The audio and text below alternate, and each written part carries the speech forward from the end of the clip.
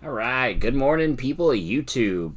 So today we got another fun deck profile. We got a quick update to Alda-BOB. So this deck is a lot of fun. It's very aggressive. It keeps up with all of the other Tier 1 decks, and it is Bond of Bravery focused, so I guess you could call it a Tier 1 deck itself. We'll start off with the eggs. We got the 1 of Koro and the 4 Demimera. Koro can be anything. Demimera is the important one. You absolutely need 4 of this because it makes your Promo Greymon hit big numbers and it makes your other hybrids hit big numbers. And I chose this as my last egg to help me draw some cards sometimes. This card only works with the Promo Greymon. If you don't like this, you could be GG. Is this him? Yes. Oh my goodness. So cute. Starting with the top end and the win conditions, we got 4 Bond of Bravery and 2 copies of Aldamon. So I cut Aldamon down because it felt like it was clogging my hand more than it was helping me win. And you can kind of help it or help grab it with Flamemon and Turbo into it. You will always have a hybrid in your source with the level 4s, and even if you need to use the Promo Greymon as a bridge, you can just kind of evolve this on top of a Flamemon and then into Aldamon, and then you'll still have the hybrids in your source. So you can always do it that way. But if you see this card, it can serve as an alternate win condition to Bonds, because Bond will burn yourself security. So you really want to use this as kind of a last resort, or kind of an equalizer if you just need to simplify the game state and just nuke the board. So Aldamon is really good at putting a lot of aggression on. And we do play Atomic Inferno, so that really helps with this. So the other big boss monster that we're playing is Burning Greymon. So this is a level 4 that can evolve on top of your Tamers, but it gets 3,000 extra power on your turn. So if you activate your Atomic Inferno on this card, it becomes a 12,000 with security attack +1, and that's just really nice. This card is big, this card is beefy, it survives all the security checks, and it's just an all-round amazing card in the BT6 meta. We have 4 copies of Agumon, because Aguni for game is really good, and you need hybrids in your sources for Aldamon, but a lot of the times what you will be doing is you will be like Atomic Inferno on this, or on this, and swing for game that way, and then swing out with Agumons, or you poke them for 2 security with the Promo Greymon, and then hit them with a bunch of hybrids. Basically, it's just super aggressive red, and playing the hybrid engine and makes this Bond deck just feel even more aggressive than standard Bond decks typically are. So yeah, I really do love this variant a lot. And then yeah, the last champion of the deck is the 4 copies of the Promo Greymon, because security attack +1 on a level 4 is nuts, which is why another reason why we're playing the hybrid engine and the Atomic Inferno and this card all in the same deck, because you just hit them down and you just kill them that way, and it's really good. So those are the level 4s. On to the level 3s. I got 4 copies of the Flamemon that grabs you more hybrids and more Tamers. I cut the Piercing Flamemon that gives that has the inheritable, that if this Digimon is hybrid, it gets piercing. I cut it for more Agumons, because gaining a bunch of memory off of your ties will let you have more memory to evolve those ties into Tamers. So I felt like having more Agumons is more important than having the Flamemons, even in a hybrid-focused deck. The Flamemons, the Piercing Flamemons do come up, but we're in a format where people are playing less blockers, so they come up a lot less. So I do like having just these 4 Flamemons as my only hybrid in my rookie lineup. And then the rest of the deck is Akumans. You know, we got 4 of the Agumon that makes Bob more threatening. We got 4 of the Agumon that helps you grab Tamers, just like the Flamemon.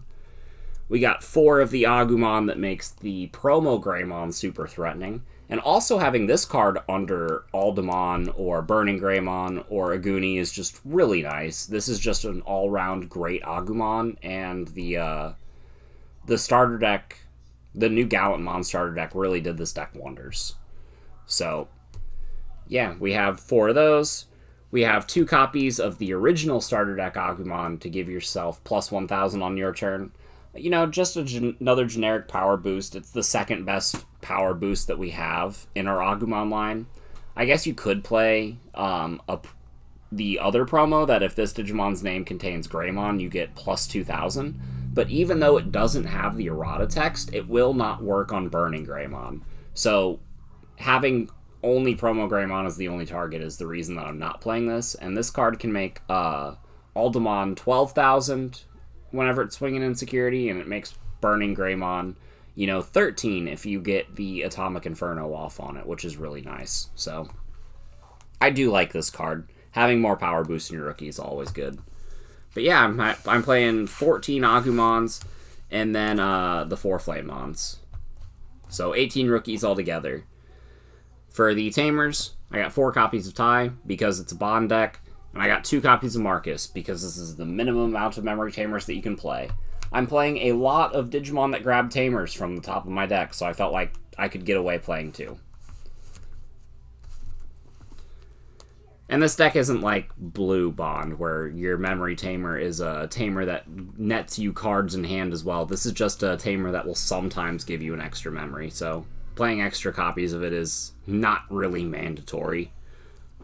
You have 2 copies of Atomic Inferno because it helps accelerate your win condition. This card is absolutely amazing, and it just gives you extra power, extra security check, and if your opponent hits this in security and you have cards in play, then they get big, so that's always fun.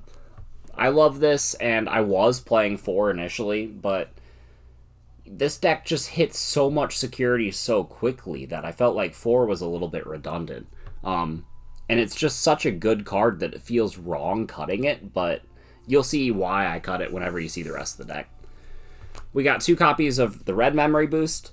This is an amazing addition to this deck. It gives you so much more consistency, and it can give you more memories in clutch situations, which is always good, and this card is especially useful in a deck like this. We got 2 copies of Atomic Blaster. This is another really good addition that the Red Starter deck gave us, and it just lets you delete a blocker plus a rookie. It lets you delete a bunch of rookies. It lets you delete any combination of cards that your opponent has in play.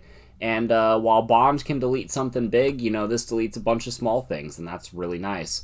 This also paves the way for Aldamon, and it paves the way for all of your Agumons to start swinging in. So yeah, really love the Atomic Blaster. And then to round out the deck, we have a couple one-of options. I got a one-of Gaia Force as kind of a panic button, and it's just good if it just happens to be in security, but, it's still good removal. You can get set to a lot of memory with your ties, and sometimes you just swing out and then win the game by Gaia Forcing your opponent's only stack in play. So Gaia Force is always going to be good. It is red, so it's there. I have one of a Delicate Plan, because this card will win you matchups against Security Control, Musketeers, and other various decks. Even Gabu Bond, whenever you have a bunch of Hammer Sparks that you could potentially swing into security. So this card is always going to be like a red staple. I just don't know the number. I think if you are playing into a lot of Security Control in your locals, or if that becomes super dominant in the meta, as the undisputed best deck, then yeah, I'd go up a couple copies of this, but for right now, 1 seems good.